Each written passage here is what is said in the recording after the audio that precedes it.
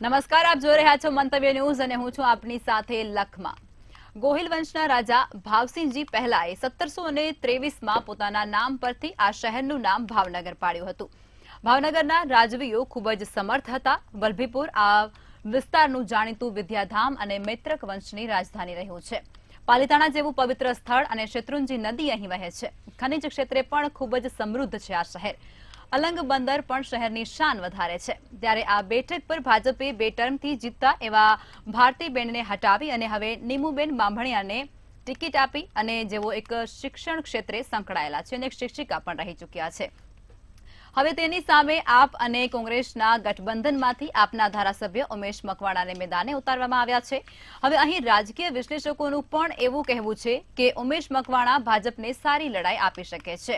ત્યારે હવે આ બેઠક પરના રાજકીય સમીકરણો કઈ તરફ છે, પ્રજાનો ઝુકાવ, આ તમામ મુદ્દા પર કરીશું સીધી ચર્ચા સીટ સર્જરીમાં.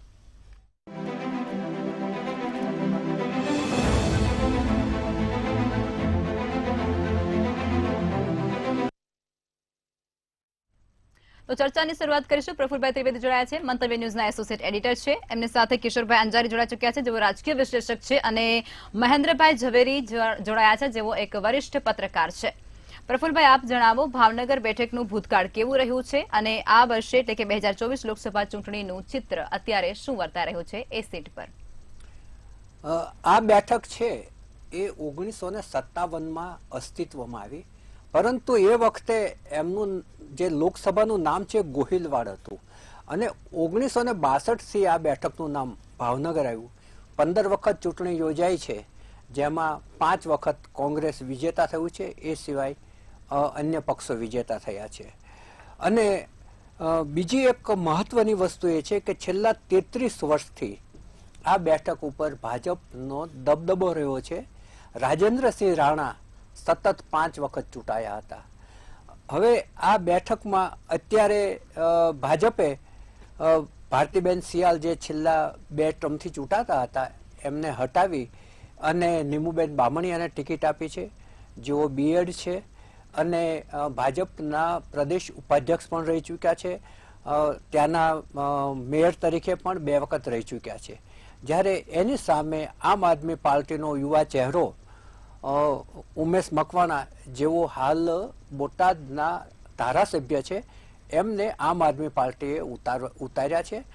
ઇન્ડિયા ગઠબંધનમાં જે 2 બેઠકો ભરૂચ અને ભાવનગર આમ આદમીના ફાળે ગઈ, એટલે આમ આદમીના ત્યાં ઉમેદવાર ચૂંટણી લડવાના છે. હવે તમે જે ઇતિહાસ પૂછો તો 2004માં રાજેન્દ્રસિંહ રાણા, ગીગાબાપુ જાણીતો ચહેરો હતો, કિશોરભાઈને ખબર હશે, ત્યાં ગીગાબાપુ સામે જીત્યા હતા. એમને 2,47,336 મળ્યા હતા, જ્યારે ગીગાભાઈ ગોહિલને 1,66,910 મત મળ્યા હતા. 2009ની ચૂંટણી ઉપર આવીએ તો રાજેન્દ્રસિંહ રાણા ફરી ચૂંટાયા, એમને 2,13,358 મતો મળ્યા હતા. જ્યારે મહાવીરસિંહ ગોહિલ, એ પણ ભાવનગરનો બહુ જાણીતો ચહેરો, એ કોંગ્રેસના હતા, એમને 2,07,446 મત મળ્યા હતા. બહુ જ પાતળી લીડથી રાજેન્દ્રસિંહ જીત્યા હતા. અને ત્રીજા ત્યાં ઊભા હતા ગોરધન ઝડપિયા, એમજેપી, એમને 1,56,336 મત મળ્યા હતા. જો આ વિરોધના બંને ભેગા કરો તો ભાજપ કરતા એ મતો વધી જાય છે. હવે 2014માં ભારતીબેન સિયાલને ભારતીય જનતા પાર્ટી ઉમેદવાર તરીકે પસંદ કર્યા. એમને 5,49,529 મતો મળ્યા. જ્યારે પ્રવીણભાઈ રાઠોડ કોંગ્રેસના હતા, એમને 2,54,041 મત મળ્યા. ડોક્ટર કનુભાઈ કલસરિયા પણ આમ આદમી પાર્ટીમાંથી ઊભા હતા, તેમને 49,540 મત મળ્યા હતા. 2019 ઉપર આવીએ તો ભારતીબેન સિયાલને ફરી ભાજપે રિપીટ કર્યા અને એમને 7,61,273 મત મળ્યા. જ્યારે એમના નજીકના જે કોંગ્રેસના ઉમેદવાર હતા મનહરભાઈ પટેલ, એમને 2,31,754 મત મળ્યા હતા. એટલે અહીંયા ભારતીબેનની સરસાઈ 5 લાખથી વધારે હતી. જે CR પાટીલે અત્યારે ટાર્ગેટ આપ્યો છે, એ ટાર્ગેટ ભાવનગરની અંદર ગઈ ટર્મમાં જ સફળ થયો હતો. અને ભાજપની જે ટકાવારી છે મતોની, એ ચડ ઉતર થઈ છે. 2004માં 55.60% હતી. પછી 2009માં ઘટીને 34.23 થઈ હતી. પાછી 2014માં 59.90 થઈ અને હવે એની 63.51% મતોની શેર છે ભાજપનો આ વિસ્તારની અંદર. એટલે અને બીજું ત્યાંની જે મોટાભાગની જે વિધાનસભા છે એ ભાજપના હાથમાં છે. એક આમ આદમી પાર્ટીની એક બોટાદની બેઠક બાદ કરો તો એટલે ભાજપનો હાથ છે એ ઉપર રહેશે એ ચોક્કસપણે કહી શકાય. કારણ કે વસ્તીની દ્રષ્ટિએ એ સમીકરણમાં જુઓ તો પણ નીમુબેન જે ત્યાં મેયર તરીકે રહી ચૂકેલા છે એટલે એનો હાથ ઉપર રહેશે. જી બિલકુલ. કિશોરભાઈ, આપ જણાવો કે કોંગ્રેસના પ્રદેશ પ્રમુખ શક્તિસિંહ ગોહિલનો ગઢ ગણવામાં આવે છે આ બેઠક, ત્યારે પોતાના ગઢની અંદર તેઓને આપના ઉમેદવારને કેમ મેદાને ઉતારવામાં આવ્યા છે અને હવે કોંગ્રેસના કાર્યકર્તાઓનું સ્ટેન્ડ શું રહેશે?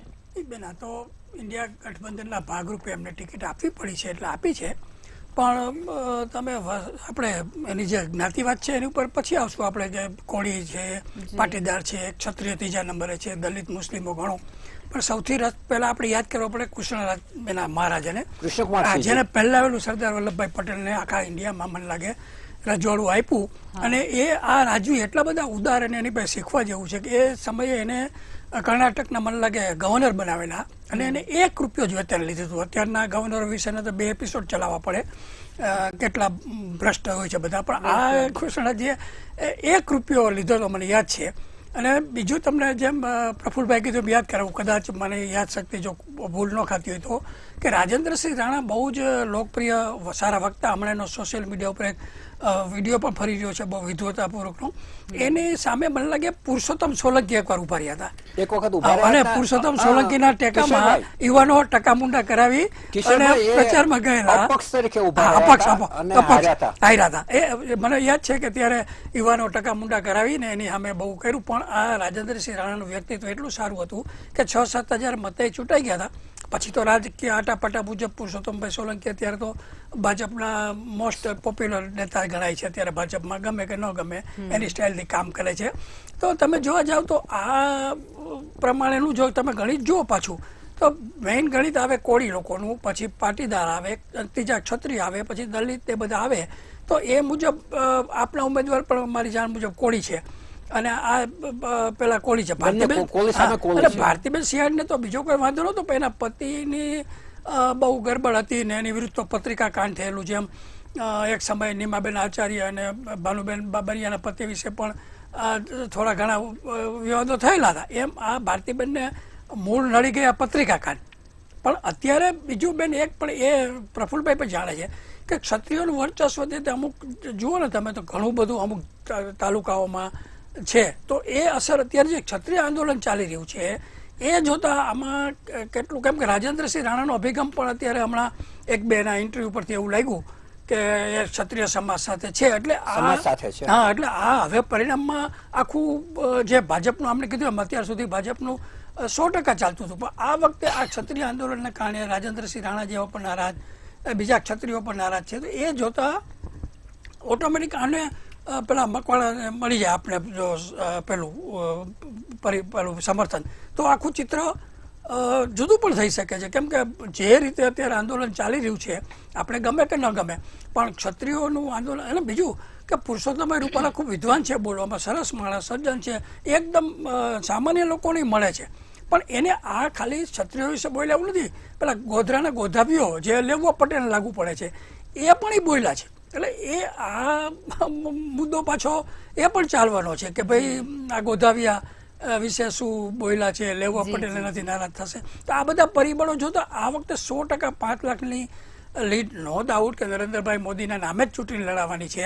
એટલે જીતવાની શક્યતા પૂરેપૂરી ત્યાં ભાજપને છે. પણ સવાલ એ છે કે લીડનું જેમ પ્રફુલભાઈ કીધું કે અગાઉ 5 લાખ લાવતા એવું આ વખતે ને નીમુબેન છે ને એ સીધા સાદા છે, એ કોઈ એવી પર્સનાલિટી નથી. ત્યારે આ ઉમેશભાઈ તો બોલવામાં ને એમાં એટલે બંને કોળી સમાજના જુઓ પાછા, એટલે એ મતની ડિવાઈડ થશે તો પણ ઘણો રસપ્રદ રસપ્રદ તો રહેશે આ બેઠક. જી મહેન્દ્રભાઈ, આપ એ જણાવો કે બોટાદ વિધાનસભાના MLA છે ઉમેશભાઈ મકવાણા, તેઓને ગઠબંધન દ્વારા ટિકિટ આપવામાં આવે છે એ બેઠક ઉપર. ત્યારે હવે આ કોંગ્રેસનું સંગઠન પર કેવી અસર પાડી રહ્યું છે આ નિર્ણય, અને હવે આજે ઉમેશ મકવાણા છે તેઓનું આ બેઠક પર કેવું પ્રભુત્વ છે?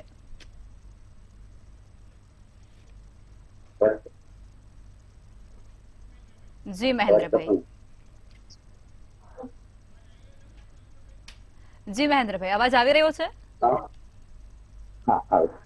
જી. ભાવનગરને લાગે વળગે ત્યાંથી અને અત્યારની જે રીતે રાજકીય પરિસ્થિતિ છે એ જોતા ભાજપનો કોઈ વિકલ્પ ન હોય.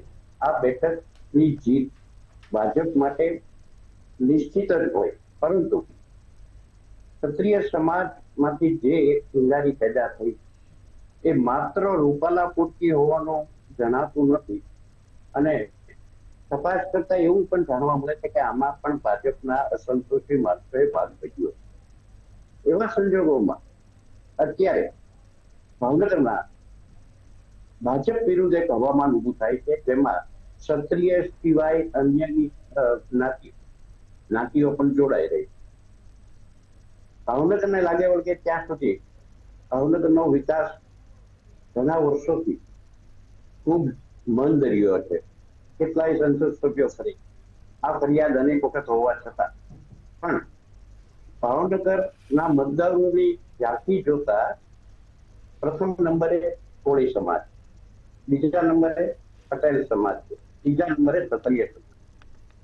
હવે આ વખતે કોળી સમાજમાં પણ બે ભાગ પડશે, કારણ કે આ ઇન્ડિયા ગઠબંધન દ્વારા ઉભા રાખવામાં આવેલ યુવાન અને શિક્ષિત ઉમેદવાર નો જો પરિચય મેળવી લે તો તેઓ ભાજપના ભારતીબેનના પીએ તરીકે રહેલા અને ટોટલી એમનું સોશિયલ મીડિયાનું વર્કઆઉટ એમને કરે. એવા સંજોગમાં જયારે અને એ પછી આપના ઉમેદવાર તરીકે બોટાદની બેઠક પર ચાલુ ધારાસભ્ય પણ, ત્યારે આ વખતે ભાવનગરની બેઠક પર એવું તો નહીં કહી શકાય કે 5 લાખની ઉપર, પણ કેટલી લીડ ઘટે છે એ બહુ મહત્વનો મુદ્દો બન્યો. જી બિલકુલ. અને જો આ આંદોલનમાં ઇતર જ્ઞાતિઓ મુક્ત રીતે સાક્ષી બનશે તો એની અસર પણ મતદાન પર પડશે. જી બિલકુલ, ચોક્કસથી. કિશોરભાઈ, આપ જણાવો કે રાજકીય વિશ્લેષકોનું એવું કહેવું છે કે કોંગ્રેસ પાર્ટી છે તેની વિચારધારા અલગ છે અને આમ આદમી પાર્ટીની વિચારધારા અલગ છે. કોંગ્રેસ પાસે કોઈ વિકલ્પ નથી અને આમ આદમી પાર્ટીના જે કાર્યકર્તાઓ છે તેમાં અત્યારે ક્યાંક જુસ્સો તો જોવા મળી રહ્યો છે. ત્યારે હવે ભાવનગર પર આયાતી ઉમેદવારને બદલે સક્ષમ ઉમેદવાર આમ આદમી પાર્ટી દ્વારા ઉતારવામાં આવ્યા છે, તો હવે ભાજપને સારી ટક્કર મારી શકે છે આ ઉમેદવાર, તેવું પણ રાજકીય વિશ્લેષકોનું કહેવું છે. શું કહેશો આ મુદ્દે તમે? બેન, બરાબર છે. હું તમને બે વાત કહીશ કે આમ આદમી પાર્ટી આમ તો ભાજપની બી ટીમ જ ગણાતી હતી અત્યાર સુધી. આ કેજરીવાલજીને જેલમાં નાખ્યા પછી ખબર નથી ગણિત ફરી ગયું નહીં. નહીંતર ગુજરાતની અંદર તો આ ચૂંટણી પછી હું તો ત્યાં સુધી પહેલેથી કહેતો આવ્યો છું કે ભરૂચનો ચૈતર વસાવા પણ ભાજપમાં ભળી જશે. આ મૂળ મનસુખ વસાવાને હરાવવા માટે થઈને જ આ ચૈતર વસાવાને એ સમયે ઊભો રાખેલો અને અત્યારે જો છોટુભાઈ વસાવાએ એનો એક બીજો માણસ ત્યાં ઊભો રાખ્યો છે, એટલે ભાજપનો એ મનસુખભાઈ વસાવા હારી જાય. આખી આ અત્યાર સુધીની છાપ એવી છે કે આપ પાર્ટી ભાજપની બી ટીમ જે તરીકે જ કામ કરે છે. એટલે માનો કે ઉમેશભાઈ ચૂંટાઈ જાય તો 6 મહિનામાં પાછા ભાજપમાં નહીં ભળી જાય એની કોઈ ખાતરી નથી. ખુદ હું તો એમ માનું ઈશુદાન ગઢવી પણ ભાજપમાં ભળી જશે, અમારા શબ્દ તમે યાદ રાખજો. સવાલ અહીંયા એટલો બેન છે કે અત્યારે ઇન્ડિયા ગઠબંધનના ભાગરૂપે જ્યારે કેજરીવાલને જેલમાં મોકલા છે એટલે હવે બીજો વિકલ્પ નથી. એટલે કોંગ્રેસની વિચારધારા એ તો તમે જો આખા દેશની અંદર જ્યાં જ્યાં ગઠબંધન થયું ત્યાં અલગ અલગ વિચારધારાના શિવસેના, અરે માનો કે કોંગ્રેસે બેસવું પડે તો શિવસેના તો ચુસ્ત લઘુમતી વિરોધી છે. પણ હવે આ દેશમાં તમે મતનો જો રેશિયો ગણો તો બધા વિરોધ પક્ષો એક થાય તો એના 64% મત થાય છે, અને જો ખાલી ભાજપનું ગણો તો 32% જીતે છે. એટલે એ ગઠબંધનના ભાગરૂપે એ લોકો સૈદ્ધાંતિક બાંધછોડ કરતા હોય છે. એમ બીજું ભાવનગર ઉપર આવું તો ભાવનગરમાં બેન સૌથી એક રાજેન્દ્ર રાણાની રસપ્રદ બાબત એ છે કે રાજેન્દ્રસિંહ રાણાને તો એટલા લોકપ્રિય છે કે એને ટિકિટ નહીં આપવાનું કોઈ કારણ હતું જ નહીં. પણ મને બરાબર સાંભળે છે કે જે તે સમયે સંજય જોશીને અને ભાજપ હાઈકમાન્ડને વિવાદ ચાલતો હતો તે રાજેન્દ્રસિંહ રાણાએ સંજય જોશીને એમના દિલ્હીના ક્વાર્ટરમાં રાખેલા હતા. એનાથી હાઈકમાન્ડ નારાજ થયું ભાજપનું અને એને ટિકિટ આપવાનું બંધ થયું. નહીં તો રાજેન્દ્રસિંહ રાણા તો એક સ્વચ્છ પ્રતિભા પ્રફુલભાઈ કહે છે, અમને એને કોઈ વાદ વિવાદ નથી અને વિદ્વાન પણ છે. અને બીજું તમે જુઓ કે પ્રદેશ પ્રમુખ પણ રહી ચૂક્યા છે. હા, અને બીજી ભાવનગરની એક વિશેષતા જુઓ બેન તમે કે આ ભાજપનું આવ્યા પહેલા પ્રસન્નવદન મહેતા જે પ્રસ્તોરા નાગરકો કે જે અમારા એ જમાનામાં તમે વિચાર કરો કે નાગરોની વસ્તી તો કદાચ આખા ગુજરાતમાં 2-3 લાખે નહીં હોય, છતાં પ્રસન્નવદન મહેતા એકદમ શિક્ષિત, સંસ્કારી, જ્ઞાનથી ભરપૂર એ લોકસભામાં ગયા હતા. ત્યારે કોઈ જ્ઞાતિવાદ નહોતો. કિશોરભાઈ, સૌથી પહેલા ચૂંટાયા બળવંતરાય મહેતા હા, એ પણ એ કહું છું. અને છબીલદાસ મહેતા પણ ત્યાં હા, લડેલા. એટલે ત્યાં એ જ કહું છું કે ત્યાં સુધી જ્ઞાતિવાદને વકરાવવામાં તો કોંગ્રેસ ભાજપ બંને સરખા જ, હું તો કહું છું. પણ આ આપે કીધું એમ બળવંતભાઈ મહેતા અને છેલ્લે પ્રસન્નવદન મહેતા એ પણ લોકસભામાં જઈને બહુ જ સનિષ્ઠ અને એ પછી આ જ્ઞાતિનું માનો કે કોળીવાદ, મને આશ્ચર્ય થાય છે કે જ્યાં જે સીટ ઉપર જ્ઞાતિવાદ નું હોય ત્યાં એનો ઉમેદવાર એ રીતે પસંદ કરવામાં આવે. મને પ્રફુલભાઈ ત્રિવેદી અમે બ્રાહ્મણ હોય. જી કિશોરભાઈ, તમને લાગે છે કે ઉમેશ મકવાણા છે તેઓ ટક્કર આપી શકશે બીજેપીને? કારણ કે એમને નીમુબેન સામે નહીં પરંતુ ભાજપના ચહેરા એટલે કે નરેન્દ્ર મોદી સામે લડવાની છે ચૂંટણી. ટક્કર તો બેન 100% એટલા માટે છે કે બંને કોળી છે એટલે કોળીના ભાગલા પડવાના જ છે. ભલે પુરુષોત્તમભાઈ સોલંકીની તબિયત પણ નરમ હવે રહે છે એટલે એટલું એક્ટિવ નથી ભાગલા. અને બીજું જેમ સૌથી મહત્વનું મહેન્દ્રભાઈ પણ કહ્યું કે ક્ષત્રિય આંદોલનની અસર ત્યાં થવાની કેમ કે ત્રીજું બળ ક્ષત્રિયનું ત્યાં છે અને ક્ષત્રિયોની સાથે વાણિયા, બ્રાહ્મણ, લોહાણા, નાગર એ બધા પણ જોડાઈ જાય કેમ કે મહિલાનો પ્રશ્ન છે. આમાં મૂળ કોઈ ભાજપ સામે કે મોદી સાહેબ સામે કોઈનો વિરોધ જ નથી. તમે માત્ર ક્ષત્રિયોની માગણી વ્યાજબી એટલે, અને મને તો પ્રફુલભાઈને કહીશું કે આ ક્ષત્રિયોની માગણી છેલ્લા 10-15 વર્ષથી સાહેબ એક માત્ર 3 વીઘા જમીન ક્ષત્રિયોનું આ કૃષ્ણ કુમારસિંહનું એનું જે મ્યુઝિયમ બનાવવાની જમીન એને ગુજરાત સરકાર પાસે માગેલી છે એ પણ આ લોકોએ નથી આપી.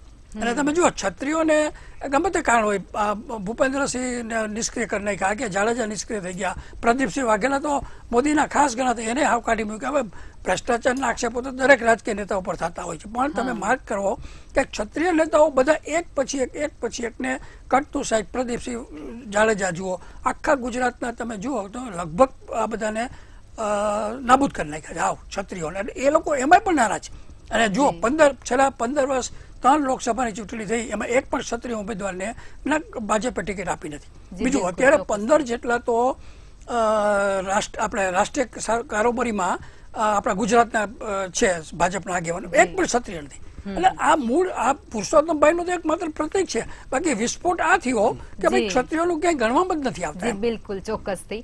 મહેન્દ્રભાઈ, આપ એ જણાવો કે ભાજપ દ્વારા વિકાસની વાતો કરવામાં આવતી હોય છે અને વિકાસને લઈને તેઓ મેદાને ઉતરતા હોય છે, પરંતુ અલંગ જેવું કુદરતી એક પીઠબળ આ બેઠક પાસે છે છતાં પણ તેનો વિકાસ કેમ આટલો અવરોધાઈ રહ્યો છે? રાજકોટની તમે જે અત્યારે પરિસ્થિતિ છે ત્યાં જે વિકાસ થયો છે તે પ્રમાણે ભાવનગરનો વિકાસ હજુ સુધી કેમ નથી થયો? દરિયાકાંઠો પણ લાગે છે ને એને તો. સરસ મુદ્દો છે. ભાવનગરના વિકાસ માટે જો કોઈ પ્રથમ જવાબદાર હોય તો ત્યાં અમારી નેતાગીરી. બીજું, અહીંની પ્રજાને જે રીતે લુખ્ખા આશ્વાસનો આપવામાં આવે અને આખી પરંપરા આપ જુઓ તો જેમ કે બળવંતરાય મહેતા, પ્રસન્નવદન મહેતા આવ્યા, રાજુભાઈ રાણા આવ્યા, છેવટે ભારતીબેન. હવે આ તમામની ગણતરી લેવામાં આવે તો ભાવનગરનો વિકાસ શૂન્ય. એટલે એવું કોઈ પણ મીઠબળ નથી જેને આપણે કોંગ્રેસ કે ભાજપની ભાવનગરના વિકાસમાં સરખામણી કરી શકીએ. પણ એક વાત ચોક્કસ છે કે ભાવનગરના રાજકારણમાં જ્ઞાતિવાદનું જોર રહેશે. ભાવનગરનું મહત્તમ મતદાર થઈ કોળી વર્ગ, બીજા નંબરે પટેલો છે જેનું અત્યારે રાજકીય અસ્તિત્વ ઘણું ભારે, અને ત્રીજા નંબરે જે ક્ષત્રિય સમાજ છે ઇતર સમાજની સાથે પણ. પરંતુ જે ઘટના તાજેતરમાં બની રહી છે, કદાચ માત્ર ક્ષત્રિય આંદોલનને ન માનીએ તો પણ આજે મોંઘવારી અને બેરોજગારી જે રીતે ભૂસકે ને ભૂસકે વધી રહી છે, એ જ રીતે વેપારીઓને પણ ભારે પરેશાની. ભાવનગરનો મોટો ઉદ્યોગ જે રાષ્ટ્રીય કક્ષાએ સ્થાન ધરાવે છે એવો અલંગનો ઉદ્યોગ, એ પણ મૃતકાય દશામાં પડ્યો છે અત્યારે. ત્યારે આ ચૂંટણીઓમાં જો કદાચ લોકોનો અવાજ ઉઠ્યો અને આંદોલન, ક્ષત્રિય આંદોલન નિયમિત બની અને મતદાન થાય તો ન ધાર્યું પરિણામ પણ આવી શકે છે. જી બિલકુલ, ચોક્કસથી. પ્રફુલભાઈ, આપ જણાવો કે આ વિધાનસભા લોકસભા બેઠક છે તેની અંદર આવતી તમામ વિધાનસભા બેઠકોનું હાલનું ચિત્ર શું છે અને પરિણામમાં પરિવર્તન કઈ રીતે આવી શકે? લખમાં આ લોકસભાની બેઠક નીચે 7 વિધાનસભાની બેઠકો છે. 7 માંથી 6 ઉપર અત્યારે ભાજપના ઉમેદવારો જીતેલા છે, ભાજપના ધારાસભ્યો છે, જ્યારે એક માત્ર બોટાદ છે જ્યાં આમ આદમી પાર્ટી જીતી હતી. હવે જો આપણે ક્રમશઃ જોઈએ તો તળાજા મહત્વની એમની બેઠક છે. ત્યાં ગૌતમભાઈ ચૌહાણ છે ભાજપના, એને 90,255 મત મળ્યા હતા. એમની સામે કનુભાઈ બારૈયા કોંગ્રેસના, એમને 46,949 મત મળ્યા હતા. જ્યારે લાલુબેન કરીને આપના ઉમેદવાર હતા, એમને 12,727 મત મળ્યા હતા. પાલીતાણાની બેઠક જોઈએ, જે ધાર્મિક સ્થળ છે અને ભાવનગરનું બહુ જ એક મહત્વનું કેન્દ્ર છે.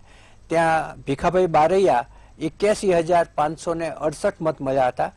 જ્યારે પ્રવીણભાઈ રાઠોડ કોંગ્રેસના, એમને 53,991 મત મળ્યા હતા. એટલે આ આંકડામાં જ આપણે જોઈ શકીએ છીએ કે કોંગ્રેસ ઘણી બધી પાછળ છે અને વિધાનસભામાં પણ જે ચૂંટાયેલા ધારાસભ્યો છે એની લીડ ઊંચી છે. ભાવનગર ગ્રામ્યમાં પુરુષોત્તમ સોલંકી, એમને 1,16,034 મત મળ્યા હતા. રેવતસિંહ ગોહિલ કોંગ્રેસના, એમને 45,550 મત મળ્યા હતા. જ્યારે હમીરભાઈ રાઠોડ આમ આદમીના હતા, એમને 19,818 મત મળ્યા હતા. ભાવનગર પૂર્વની બેઠક છે, એમાં સેજલબેન પંડ્યા ભાજપના, એમને 98,707 મત મળ્યા હતા. જ્યારે કોંગ્રેસના બલદેવભાઈ સોલંકી, એમને 36,153 મત મળ્યા હતા. ભાવનગર પશ્ચિમની બેઠક જોઈએ, તેમાં જીતુભાઈ વાઘાણી, જેઓ શિક્ષણ મંત્રી પણ હતા, એમને 85,188 મત મળ્યા હતા. એમની સામે કિશોરસિંહ ગોહિલને 43,266 મત મળ્યા હતા.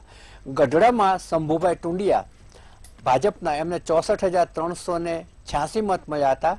રમેશભાઈ પરમાર આમ આદમી પાર્ટીના બીજા નંબરે હતા, એમને 37,692 મળ્યા હતા.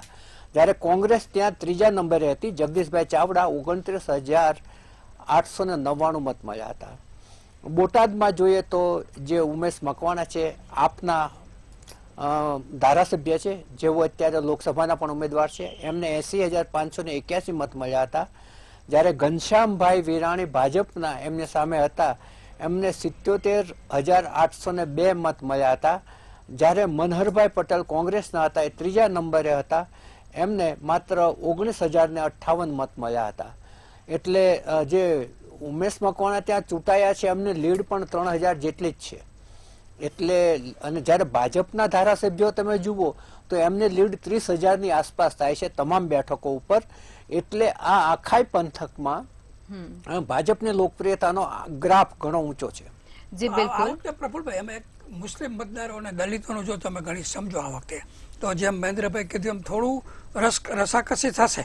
જી નો ડાઉટ કે ભાજપ આપે કીધું એમ બધા મત વિસ્તારમાં હોવાથી ચૂંટાવાની પૂરી શક્યતા છે. તમે કહ્યું ક્ષત્રિય આંદોલન, પણ ક્ષત્રિય આંદોલનને આપણે 14મીએ જે સંમેલન મળવાનું છે, એના પરથી ક્યાસ નીકળશે કે આગળનો નકશો એમનો શું હશે, શું રહેશે. બિલકુલ, ચોક્કસથી. મહેન્દ્રભાઈ, આપે જણાવો કે જીતુ વાઘાણી દ્વારા એક નિવેદન આપવામાં આવ્યું હતું અને જેની અંદર તેઓએ જણાવ્યું હતું કે આ વિપક્ષ છે તે માત્ર હવામાં વાતો કરી રહી છે અને ચૂંટણીના સમય ટાણે, એટલે કે ચૂંટણીનો જે ખરેખરનો સમય હશે ત્યારે એક પણ મેદાનમાં નહીં દેખાય. હવે ત્યાર પછી દેશનું જે આખું વ્યવસ્થાપન ચાલી રહ્યું છે, આખું નેતૃત્વ છે, તે નરેન્દ્ર મોદીના હસ્તક થઈ રહ્યું છે અને તેમના જ ચહેરાને લઈ અને ચૂંટણી મેદાને તમામ ભાજપના ઉમેદવારો ઉતરતા હોય છે અને ચૂંટણી મોસ્ટ ઓફ એના ચહેરા પાછળ જ લડાતી હોય છે. હવે તમને શું લાગે છે, ઉમેશ મકવાણાને આ બેઠક પરથી જીત મળશે કે પછી તેઓ ટક્કર આપી શકશે? પહેલી વાત તો મોદી સાહેબનો કોઈ વિકલ્પ નથી એવી એક સામાન્ય છાપ દેશમાં ઊભી કરવા અને આખો ઇલેક્શન કેમ્પેન હિપ્નોસાઇકોસિસ થેરેપી ઉપર કામ કરતો હોય એવું અત્યારે લાગ્યું. લોકશાહીમાં વ્યક્તિને, લોકશાહી દેશમાં પક્ષની સિદ્ધાંતો, મૂલ્યો અને આદર્શો ઉપર ચાલવું જોઈએ. પરંતુ અત્યારે જે રીતે પરિસ્થિતિ જોઈએ છીએ આપણે કે વિપક્ષોની સામે કેવા આકરા પગલા લેવામાં આવે, એની સામે અવાજ ઉઠતો નથી. વાત રહી જીતુભાઈની વાત કરીએ તો જે જીતુભાઈ આ પહેલાની ઇલેક્શનમાં જે જીત્યા હતા અને અત્યારે એટલે જે જીત્યા, એની લીડ બહુ કપાણી અને જીતુભાઈ એટલે ભાવનગર ઉત્તરના વિસ્તારમાં ક્ષત્રિય આંદોલન સૌથી વધુ ભડકે પડે. બે વિસ્તારોમાં ટોટલી બાન કરવામાં આવ્યું અને લોકોની ધરપકડો પણ કરવામાં. હવે પરિસ્થિતિ એ છે કે કાયદો કાયદાનું કામ કરતું હોય, વિરોધ પક્ષો વિરોધ કરે જ છે, પણ એની સામે અત્યારે વિશેષ કલમો લગાડવામાં આવે છે એવી વ્યાપક ફરિયાદ માત્ર પુરુષો નહીં, બેન દીકરીઓની સામે પણ આકરા પગલા લેવામાં આવે છે. ત્યારે આપ સમજી શકો છો કે આ દોષ ક્યાં જઈને હશે. જી બિલકુલ, ચોક્કસથી. પ્રફુલભાઈ, આપ જણાવો સમાપનની અંદર કે આ બેઠક પર લોકોના પ્રશ્ન કયા છે અને રાજકીય જે પક્ષો છે તેઓને કયા મુદ્દાઓ લઈ અને ચૂંટણી યોજવી જોઈએ? ખરેખર મુદ્દા કયા હોવા જોઈએ? ખરેખર મુદ્દા જે મહેન્દ્રભાઈ વાત કરી એ રીતે ભાવનગરનો વિકાસ છે ઘણો મંદ છે અને ત્યાં બેરોજગારી, શિક્ષણ એ પાયાના પ્રશ્નો તો છે જ. અને જ્ઞાતિવાદની દ્રષ્ટિએ જુઓ તો 3 લાખ જેટલા કોળી છે, 1,75,000 બ્રાહ્મણ છે, 1,70,000 પટેલ છે, 1,65,000 ક્ષત્રિય છે, 1,50,000 દલિત છે, 1,50,000 મુસ્લિમ છે, 70,000 જેટલા સતવારા છે, 70,000 વણિક છે અને 6,39,000 બ્રાહ્મણ સહિતની અન્ય જ્ઞાતિઓ છે. હવે તમે જ્ઞાતિનું ફેક્ટર તમે જોવા જાઓ તો કોળી છે એનું પલડું ભારે રહે છે, પરંતુ આખું ચૂંટણી છે જ્ઞાતિવાદ ઉપર લડાય છે. જો સ્થાનિક પ્રશ્નો ઉપર લડાતી હોત, લોકોને પીડતા પ્રશ્નો ઉપર લડાતી હોત તો આજે ભાવનગર છે, ભાવનગર નો જે વિકાસ થવો જોઈએ, રાજકોટ પછીનું સૌથી સૌરાષ્ટ્રનું મહત્વનું શહેર છે ભાવનગર છે, પરંતુ ઔદ્યોગિક દ્રષ્ટિએ ત્યાં કોઈ જ વિકાસ ખાસ થઈ રહ્યો નથી. મહેન્દ્રભાઈએ તો એ પણ કહ્યું કે અલંગ ત્યાંનો સૌથી મોટો જે ઉદ્યોગ છે એ પણ મંદ થઈ રહ્યો છે. હીરા ઉદ્યોગ ત્યાં જે વિકસ્યો હતો એ આખો સુરત બાજુ શિફ્ટ થઈ ગયો, ને તો હીરા ઉદ્યોગનું ત્યાં એક બહુ જ મોટું થાણું સ્થપાય એવી પરિસ્થિતિ હતી. એટલે ઔદ્યોગિક દ્રષ્ટિએ છે એ ત્યાંનો વિકાસ છે એ મંદ છે. આ ઉપરાંત ત્યાંના જે લોકોને પીડતા પ્રશ્નો છે એ પણ ઘણા બધા છે. બેરોજગારી છે, મોંઘવારી છે, આરોગ્યની સમસ્યાઓ છે, ઘણા બધા પ્રશ્નો છે. પેટ્રોલ ડીઝલનો ભાવ વધારો છે, તમામ બાબત છે, ગેસનો, રાંધણ ગેસનો ભાવ વધારો છે. આ બધી જ બાબતો છે એ એના સ્થાને છે જ, પરંતુ ચૂંટણી જે લડાઈ છે એ માત્ર ને માત્ર વડાપ્રધાન શ્રી નરેન્દ્રભાઈ મોદીના ચહેરા ઉપર. એટલે છેલ્લે તો નરેન્દ્રભાઈ મોદીનો જે વ્યક્તિત્વનો કરિશ્મા છે એ જ ચાલવાનો છે. બિલકુલ, ચોક્કસથી. કિશોરભાઈ, મહેન્દ્રભાઈ અને પ્રફુલભાઈ અમારી સાથે ચર્ચામાં જોડાયા તે બદલ આભાર. ભાવનગર લોકસભાના રાજકીય ભાવિ પર આપણે વિસ્તૃત ચર્ચા કરી લીધી. ત્યાંના જમીની મુદ્દાઓ પર પણ આપણે જાણકારી મેળવી લીધી. હવે આવતીકાલે અમદાવાદ પૂર્વ પર કરીશું સીટ સર્જરી. અને હા, મંતવ્ય ન્યૂઝ ચેનલ દ્વારા એક મુહિમ ચલાવવામાં આવી રહી છે, જેમાં દેશના ભવિષ્ય માટે તમામ મતદાતાઓ પોતાનો કિંમતી મત આપી અને નેતાઓને સત્તાનો તાજ સોંપે. મતવાળા અવસરના ભાગીદાર બનીએ, આપણે સૌ કોઈ મતદાન કરીએ. નમસ્કાર.